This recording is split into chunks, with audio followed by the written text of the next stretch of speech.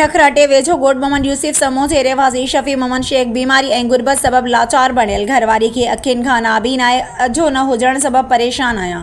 सरकार समेत सरंदी वारा साड़ लई सरकारी ख़र्च ते इलाज कराए अझो जोड़ाए ॾियनि। मिसकीन पोरियत अखियुनि मां लुढ़क लाड़े वेठो। गुरबत संदसि जे इलाज लाइ रंडक बणियल।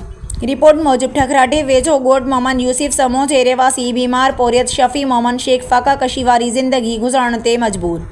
हिन चयो त बरसात सबब असांजी झूपड़ी किरी पई आहे, जंहिं सबब उझे जी वसियत कोन्हे। हाणे आउं मुख़्तलिफ़ बीमारियुनि में मुब्तला आहियां।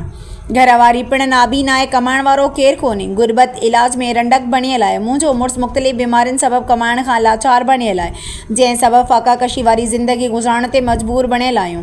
माई हाकिमज़ादी शेख हिननि सरंदी वारनि समेत सिंध सरकार ऐं हितां जे चूंडियल नुमाइंदनि सैयद खुर्शीद अहमद शाह ॼाम इकरामुल्लाह धारेजो खां मुतालबो कंदे घुर कई त मूं मिसकीन ते रहम खाई सरकारी ख़र्च ते इलाज कराए अझो जोड़ाए ॾिनो वञे त जीअं बक़ाया ज़िंदगी सुकून सां गुज़ारे सघूं।